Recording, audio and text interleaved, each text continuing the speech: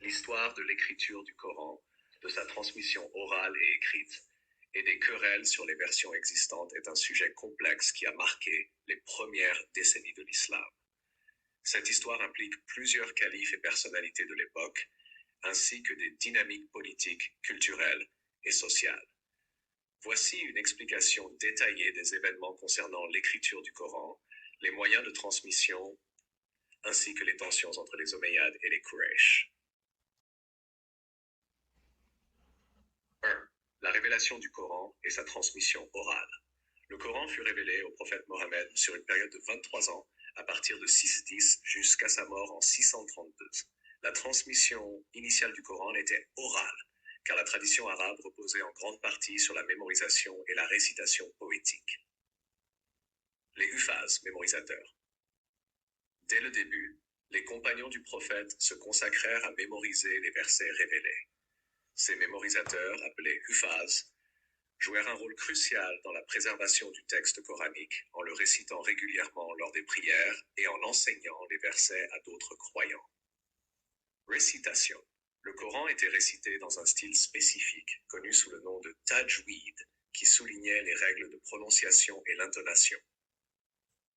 La récitation a toujours été un moyen essentiel de transmission orale du Coran. 2. Les premiers moyens écrits. Bien que la transmission orale fût prédominante, certains compagnons du prophète commencèrent à écrire les versets coraniques au fur et à mesure de leur révélation. Ceux-ci étaient transcrits sur des matériaux disponibles, tels que peaux d'animaux, pierres, feuilles de palmier et eau de chameau. Les scribes du prophète, tels que Zayd ibn Thabit, notèrent les versets pour garantir qu'ils ne soient pas oubliés.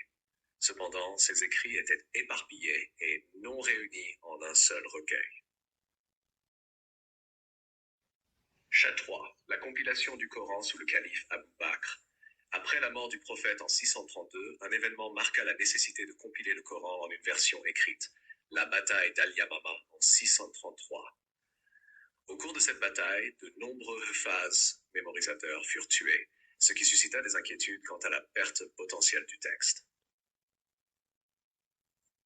Omar ibn al-Khattab, un des compagnons influents, proposa à Abu Bakr, le premier calife, de rassembler tous les fragments écrits et les récits oraux du Coran en un seul manuscrit.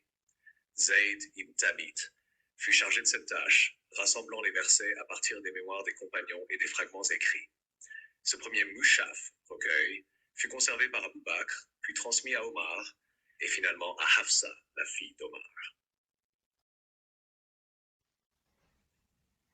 4. Standardisation sous le calife Uthman.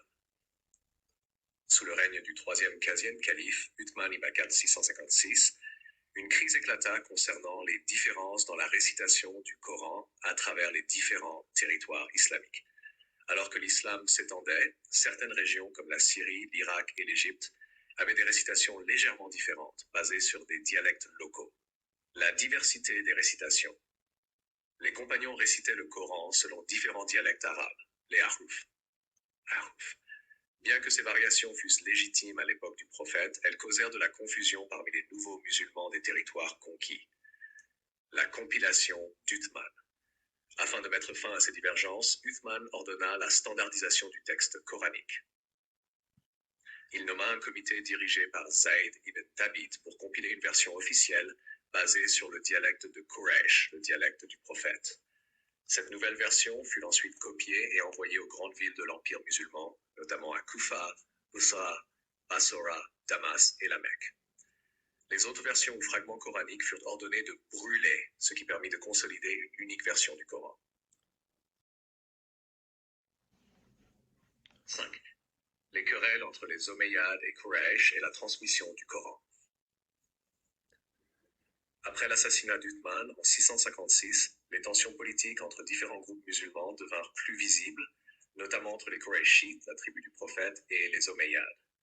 Les Omeyyades, issus de la même tribu Quraysh, prirent le pouvoir après la guerre civile Fitna qui opposa les partisans d'Ali et ceux de Muawiyah, le premier calife Omeyyade. Ils mirent en place un empire et dirigèrent la communauté islamique pendant près d'un siècle.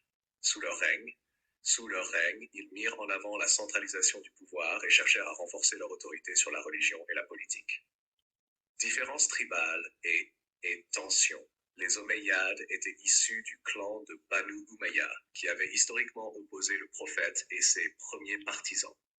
Cela provoqua des tensions avec d'autres membres de Quraysh, notamment les partisans de la maison de Banu Hashim, la branche familiale du prophète, d'où venait Ali, cousin du prophète. Ces querelles entre les Omeyyades et les Qurayshites pro-Hashim influencèrent la manière dont la religion fut interprétée et appliquée, mais elles n'affectèrent pas directement la transmission du texte coranique. Cependant, les tensions politiques entre les partisans de Muawiyah et d'Ali ont marqué cette époque, avec des répercussions sur la gestion du pouvoir au sein de la communauté islamique.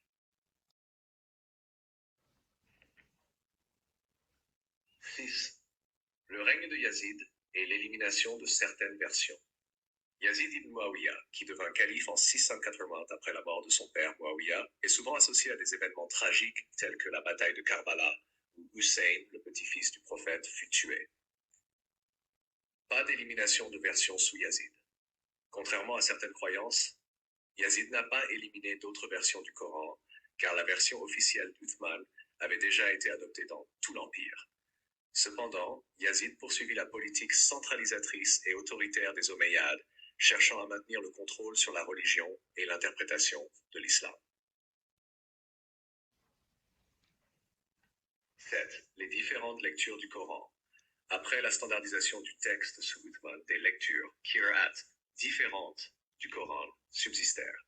Ces lectures ne concernaient pas le texte écrit lui-même, mais la manière dont certains mots étaient récités en fonction des écoles de récitation établies dans différentes régions.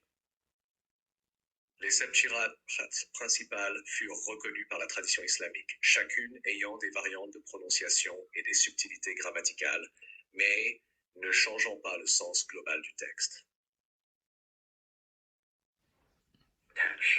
Conclusion. L'histoire de l'écriture et de la transmission du Coran est marquée par des efforts précoces de mémorisation et de transcription, suivis par la standardisation sous Uthman pour éviter la fragmentation du texte. Bien que des querelles politiques entre les Omeyyades et d'autres factions aient influencé l'histoire islamique, le Coran tel qu'il est aujourd'hui fut solidifié sous Uthman, et les variations dans les lectures n'ont jamais remis en cause l'intégrité de son contenu. Le règne de Yazid et les conflits entre Omeyyades et Quraysh n'ont pas affecté la transmission du Coran, mais ont eu un impact sur